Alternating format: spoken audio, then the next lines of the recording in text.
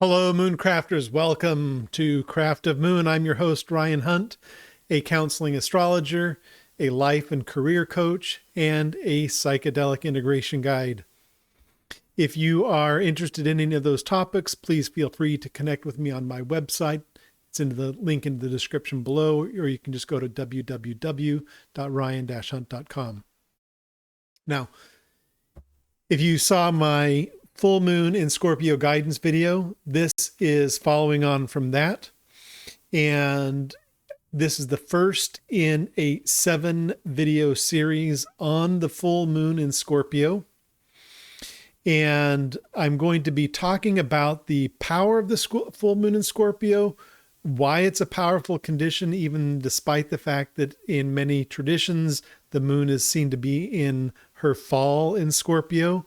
So we'll be talking about the archetypal components of the moon in Scorpio. We'll be talking about the Vedic and the Hellenistic traditions and how those reflect on each other. I'm going to be bringing in Buddhist ideas and history and iconography into the analysis.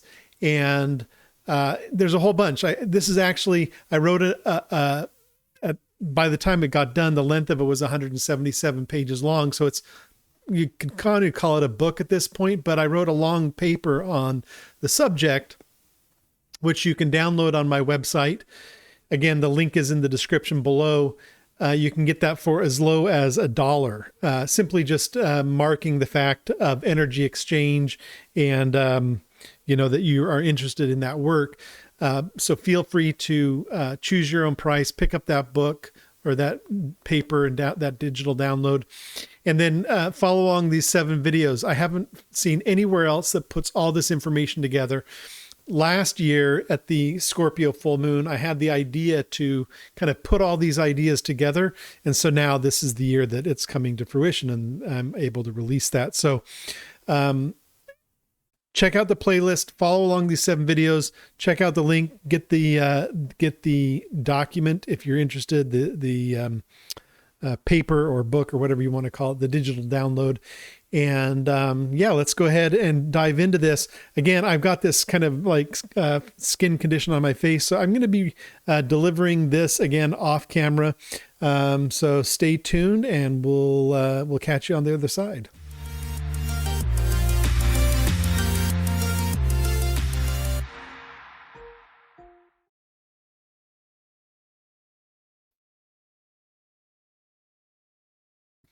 All right, so this again is the first video in this 7-part journey called The Sovereign Sacrifice. Over this and the next videos, we're going to be exploring one of the most profound moments in the lunar calendar, the full moon in Scorpio. It's happening today on May 1st, 2026. So I'm going to be releasing this and maybe 1 or 2 more videos in this 7-part series today. All 7 of them will be released before the next new moon. So this information is broad and general, archetypal, and is relevant for the full moon. It's relevant for any moon in Scorpio, and it's certainly relevant every year as you go through the cycle of the full moon in Scorpio every time that the sun is in Taurus. So this is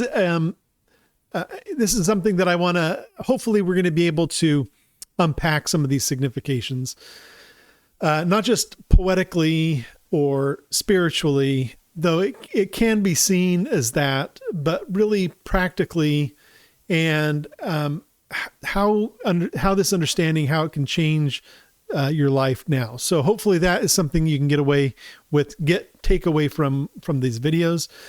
Before we dive in, I want to say, if you're new to the channel, please go ahead and hit the subscribe button.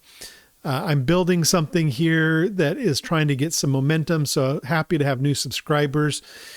And if you are enjoying these videos, please go ahead and like them, and you can hit the notification bell, all that kind of stuff. So it really helps the channel grow, and I appreciate any of the support comments or whatever you want to give there. So today we're starting with something foundational. We're asking, what is the full moon, really? Not just the astronomical fact of the moon being fully bright and luminous, though that is beautiful, but there's an inner reality that the full moon represents. What's happening inside you right now? What's stirring? What's becoming visible? What does the full moon matter beyond the fact that it's big and beautiful and luminous and bright in the sky? Because here's the thing. Astrology isn't just about observation.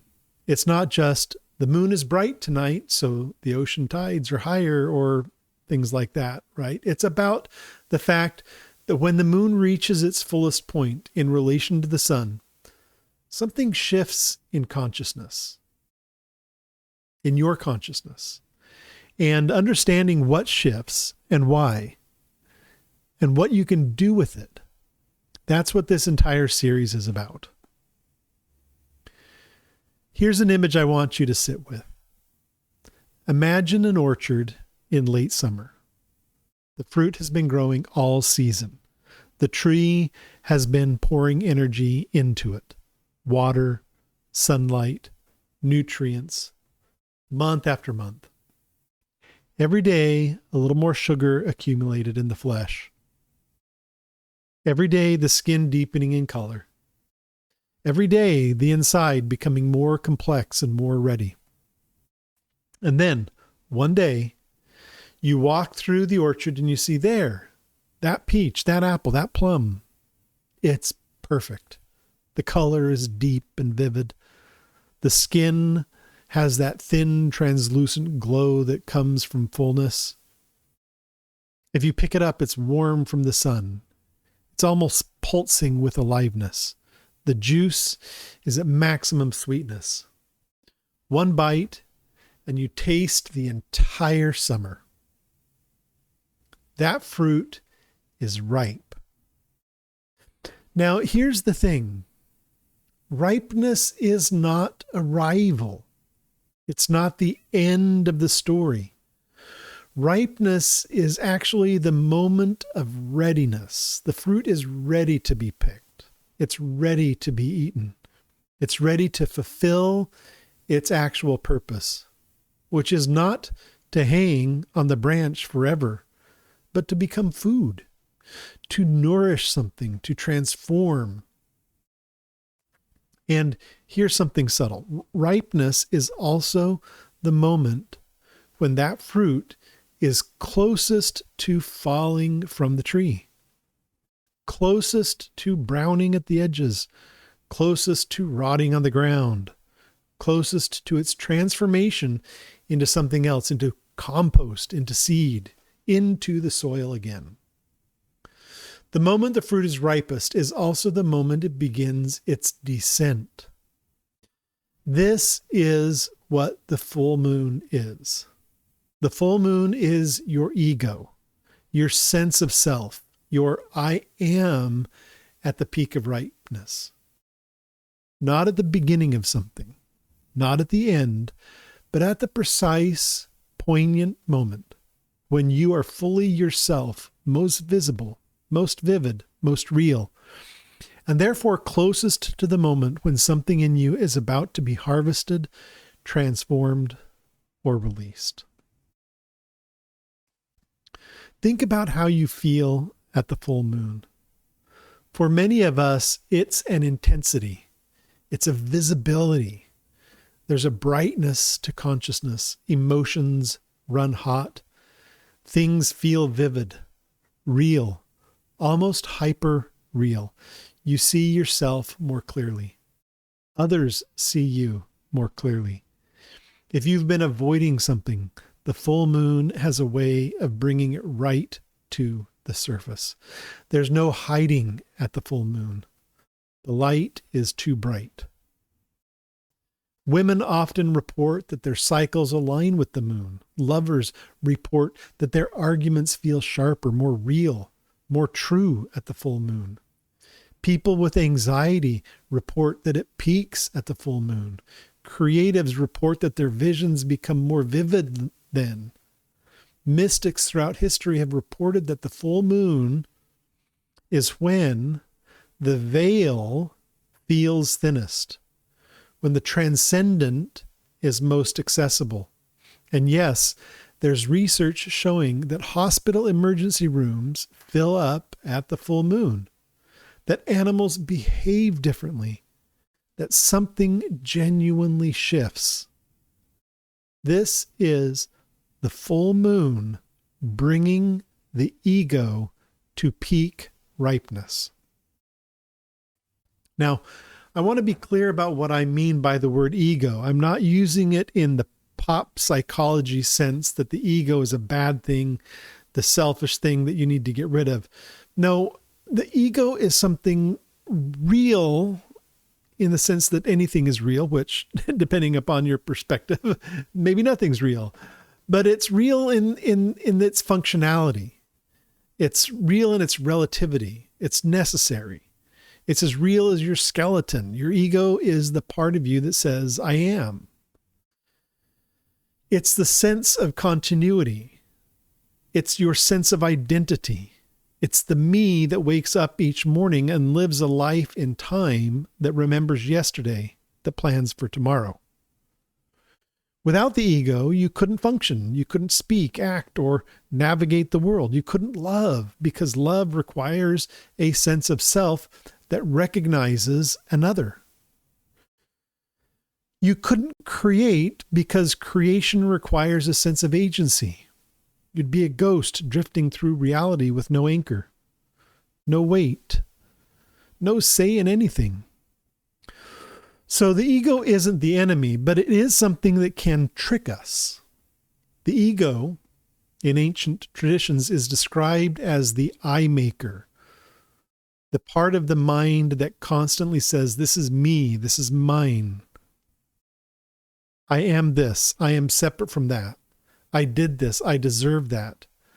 I think that the Pali term, Pali is the language used to write many of the ancient Buddhist sutras that especially are used in the Theravada tradition. I believe in the Pali language they call it ahaṃkāra and mamangara, if I remember right.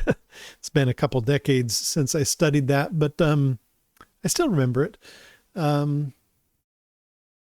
Yeah, but it's the thing that says, this is mine. I am this. I am separate from that. I did this. I deserve that. This happened to me, so I'm a victim. I achieved that, so I'm a success. It's a beautiful, necessary mechanism. It stitches the scattered moments of your life into a continuous story. But here's the trap. The ego doesn't just make the I, it also believes that it is the ultimate reality. It forgets that it is a function, a process, a vehicle. It thinks it's the whole truth. And here's when this happens most intensely. When the ego is most visible, most alive, most full of energy, when you're at your peak, when you've achieved something big, when you're receiving recognition, when the world is looking at you and saying, you did that, you're special. When you're most confident in who you are, that's when the ego is most likely to believe in its own absolute reality. It says, this is it. I've made it. This is who I am. And this, is reflected in, Dzongtsar Khyentse Rinpoche, who's a teacher in the Tibetan Buddhist tradition, was giving a talk last night, at least it was last night here in California, in celebration of this full moon. It's the Buddhist holiday Vesak. And he was giving a talk, and he was specific to remind people about this. He was talking about suffering and the Four Noble Truths, but he was clear to remind people about the fact that the word dukkha is what is, translated into English as suffering. And he was saying that in order to truly understand that, you need to recognize that happiness is suffering, not just sadness, right? And that's what I'm trying to say here about when you meet these moments of recognition, the ego most concretely believes or asserts its absolute reality, and it convinces us that this is it, that I've made it, and this is who I am.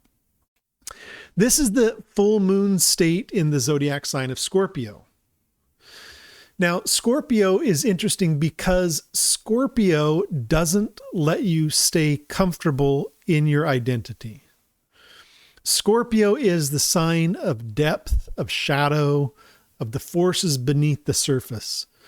Scorpio, in many modern astrological traditions and people talk about Scorpio ruling sexuality. There is some controversy around that because of the whole, conflation of the different houses and whether it's the 12-letter alphabet. But in absolute reality, Scorpio is an animal that stings and that penetrates, and sexuality often involves penetration. So Scorpio, we can say, rules sexuality, rules death. Again, because Scorpio is an animal of death. Scorpio also, for other reasons, represents taxes and joint finances, inheritance, and all the things you can't hide from. There's rationales for all of those, but we don't need to get into them right now. All these things require you to face reality directly. So when the full moon falls in Scorpio, the ego isn't just visible, it's exposed. It's revealed in both its light and its darkness. You see what you've built, yes, the accomplishments, the image you've carefully cultivated, but you also see what you've been hiding. You see your desire, your hunger, your power, your capacity to destroy,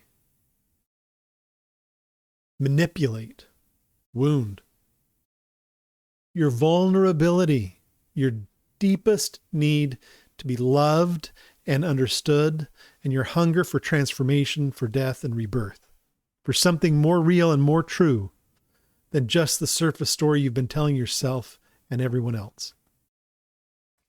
Scorpio says, okay, you're ripe. You've grown into who you think you are. Now what?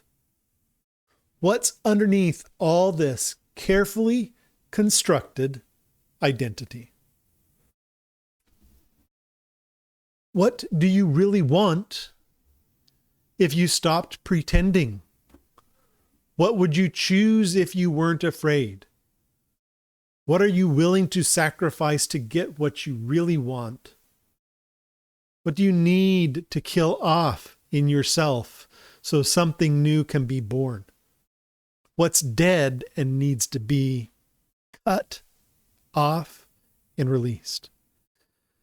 The full moon in Scorpio is the ego at maximum visibility and maximum exposure. This is not comfortable. This is not easy, but it is true. And the truth is always more valuable than comfort. The truth is more valuable than peace. The truth is what actually sets you free.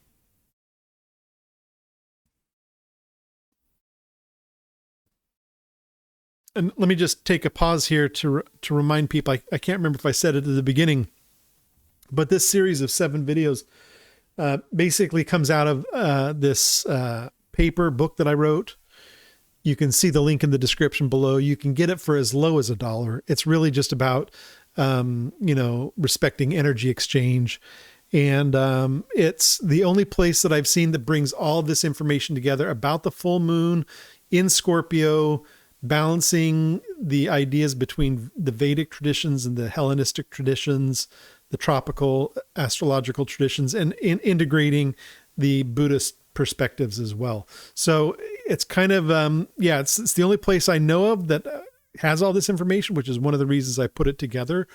I set the intention to do that a year ago at the last Scorpio full moon. So here it is now this year, and you can take a look at it if you're interested. But here's the danger moment. And I'm going to be honest with you about it because it actually matters. There is a trap. It's the trap of the full moon. And it's the trap of the full moon believing that you've arrived, that you've made it, that the work is done, that you've become who you're supposed to be, and that now you just have to hold it, keep it, maintain it, protect it, defend it, and keep it safe. Think about how often you hear this language. I finally figured myself out. I've reached this level. I've mastered this. Some people even say, oh, now I'm enlightened. That's always a fun one. Even now I'm healed, right? I mean, I think that we are all healing. I don't know if we ever truly become healed. We can practice medicine Buddha practice, and maybe through that process we do become fully healed. But for the most part, I think healing is the process that we're all involved in. Right? Some people say, oh, now I'm successful. We might even think when that happens that we never have to change again. There's a relief in thinking that we've made it, or that we will make it at some point, right? We think that there's going to be relief. The sense of finally, I can rest. Finally, I've arrived. Finally, I don't have to strive anymore. The full moon whispers this lie to us. It says, look how bright you are. Look how visible you are. Look how solid and real and certain you are. Stay here. This is the peak. This is where you arrive. This is your destination. But, and this is important, the full moon is not an arrival. It's a threshold. It's a gateway, not the destination, but the point at which you're most ready to cross something. In alchemical terms, the full moon is the moment of fermentation. Now, if you're if you're not familiar with alchemy, and not many of us are, but fermentation is a specific stage. It's when you take something that's been broken down, dissolved, returned to a kind of chaos, and you introduce a living ferment, like yeast, a leaven. If you make kombucha, you introduce the SCOBY, right? It's a culture of something that makes it alive and active and warm again. The matter begins to bubble. It heats up. New life forms. It ferments. It's alive in a completely new way. This could be flour. It could be the tea for kombucha. It could be, barley that we used to make beer with. There's a lot of things we ferment. Pickles. This fermentation is generative. It's creative. It's where the magic happens. You can feel it happening. But here's what fermentation is not. It's not the final product. If you stop at fermentation and try to preserve the fermented state forever, if you try to grip it and hold it and keep it stable, you don't get gold. You don't get the philosopher's stone. You get poison. You get the matter rotting in the vessel and turning to sludge. After fermentation comes distillation, like when we take and we are making whiskey or vodka. The intense heat that separates the pure from the impure. The death, the dissolution, the rising as vapor, the transformation. The resurrection in a new transmuted form. That's what fermentation is for. It's not an end point. It's a preparation. The full moon is the fermentation stage, and the danger, the subtle, insidious trap, is thinking that fermentation is the goal.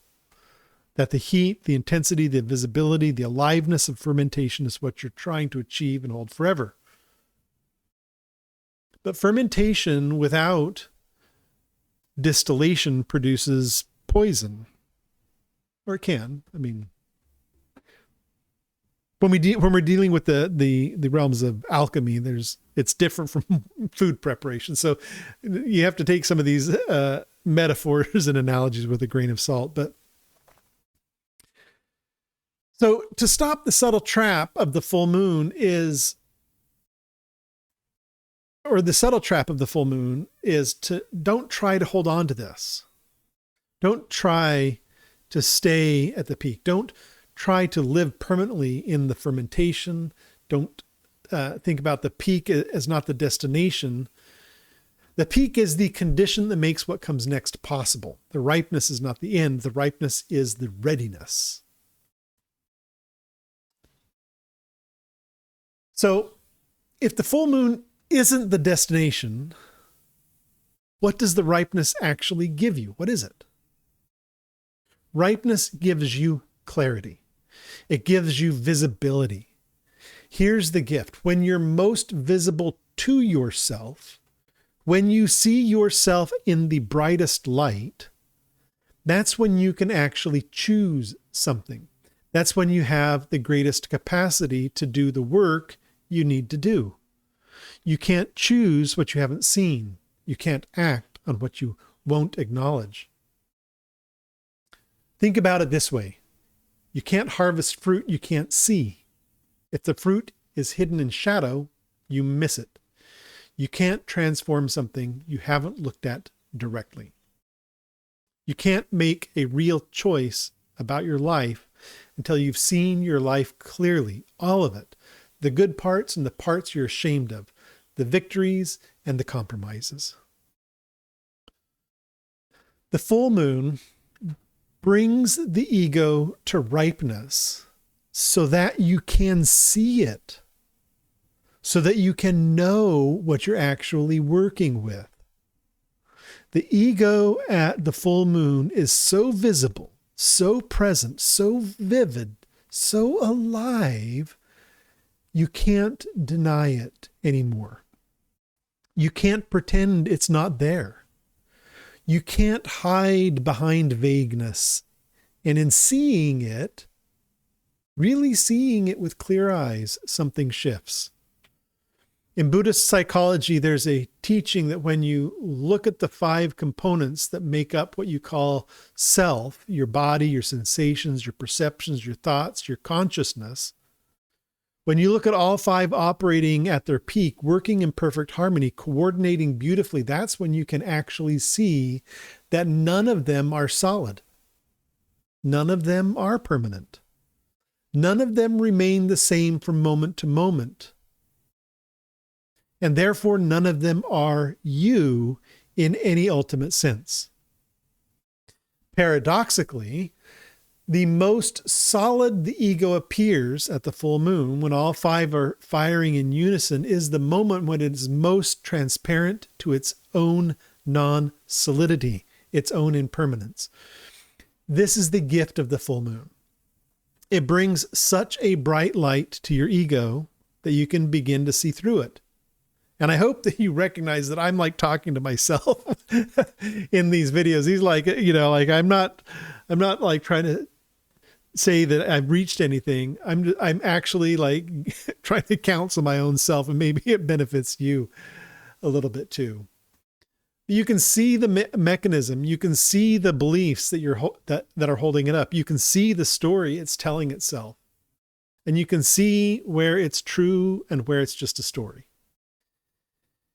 And here's what matters in that seeing. You're no longer completely identified with the story. You've created a little space between the story and the one who witnesses the story. And here's something beautiful. Many of the greatest spiritual traditions, the ones that have been tested and refined over thousands of years, teach that genuine transformation doesn't happen through fighting the ego or hating the ego or trying to kill the ego. It happens through becoming so intimate with the ego seeing it so clearly, loving it enough to look at what it's really trying to do, that you begin to understand it. You begin to see that everything the ego is doing, all the defending, the protecting, the performing, the hiding, it's all trying to do something good. It's usually trying to keep you safe, or to make you valuable, or to keep you connected to others, or to maintain order. The ego has real good intentions. If you follow, different modern psychology movements, one that is in vogue right now is internal family systems. And it talks a lot about this. And if you work with me, I work with a process called interstellar systems, which is not exactly the same, but it's kind of doing the same kind of work. It's trying to work with the ego in a way that helps us to understand its components and what it's actually trying to do for us. And once you understand what the ego is trying to do, once you see it with love and compassion instead of judgment, something in you begins to shift. The struggle softens. And this is crucial. The ego, when fully seen and understood, is no longer an obstacle. It stops being something you have to fight or transcend or destroy. It becomes a gateway, a door you can walk through, a threshold, because once you understand that the ego is a function, a beautiful mechanism doing its best to keep you safe and connected and valued, then you can actually work with it instead of against it. You can say, okay, ego, I see what you've been trying to do. Thank you. But we're going to try something else now. We're going to let go and see what's on the other side.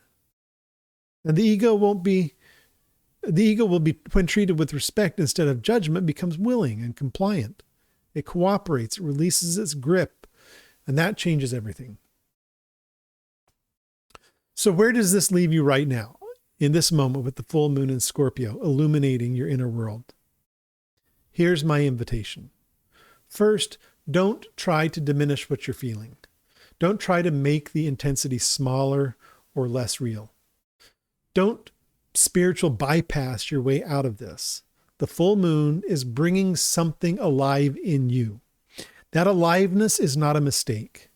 That intensity is trying to tell you something important. It's trying to get your attention. Scorpio especially is saying, pay attention to what you're hungry for. Pay attention to what you actually want, not to what you think you should want. Pay attention to what you want to transform. Pay attention to what you're willing to release, to your depth. Second, get curious about your ego. Not to judge it, not to fix it, not to transcend it, but to see it. Look at how you're identifying yourself. Look at the story you're telling about who you are. Look at the parts of yourself you're protecting. Look at what you're defending. Look at what you're proud of and what you're ashamed of. In Scorpio's light, these things become very visible, and that visibility is a gift. Third, and this is the part I'll return to in later episodes, recognize that this ripeness is not permanent. The moon will wane. It always does. The light will soften. You'll descend from the peak, and that descent is necessary. That descent is the distillation. That is when the real transformation happens. So don't grip the full moon. Don't try to hold it. Ride it, use it, learn from it, but let it go. Let it move on, because what comes next is crucial. And here's what's remarkable. In those later movements, we'll explore together in the next upcoming 6 more videos. You'll see how many of humanity's greatest traditions, from ancient Greece to Buddhist lands to medieval alchemy to modern depth psychology, all point to the same truth. The full moon, this moment of ripeness, is not random. It's not just a physical phenomenon in the sky that has no meaning. It's a signature of something sacred happening inside you. It's a moment when the inner and the outer align, when you and the cosmos are in conversation. The full moon in the zodiac sign of Scorpio is the ego at harvest time. And you're the one who gets to decide what happens next. You get to decide what to do with this visibility, this clarity, this ripeness. So I want to know, what are you seeing about yourself right now in this full moon light? What's become visible that you've been avoiding? What's ripe in your life? What's ready to be picked, transformed, released? What do you need to let die so something new can be born? And what would you say to yourself if you were willing to be completely honest? If you have the courage to share, drop a comment below. Let's build this community together. I read every comment. Seriously, I do. And your reflections help all of us understand this moment more deeply. Your truth helps other people give themselves permission to face their own truth. And if this landed for you in something, if something in what I've said resonates with where you are, then please share this with someone who needs to hear it. Full moons are collective moments. We are riding the same wave right now, and everything that helps us understand this wave helps the whole current. It lifts us all, literally. When one person wakes up, it affects the whole field. Now, the deeper work of understanding why this matters, the history of the philosophy behind it, the detailed exploration of how ancient traditions understood the full moon, and that's what we're building through this entire 7-video series. Each episode will go deeper. But if you want to go even deeper than that, if you want a one-on-one conversation about what this full moon means for you specifically, for your chart or your life right now, come find me at www.ryan-hunt.com. There's a link in the description, and you can book a reading with me. We can sit down and talk about what's really happening beneath the surface, what's ripe for you and what wants to be born. There's a lot to think about in this, and I certainly hope that you are enjoying this video and that you are interested enough to continue on in the series, and maybe even download the digital download that's available, all in the description below. You can find the links in the description below. So until next time, keep your eye on the sky and make a wish upon a star.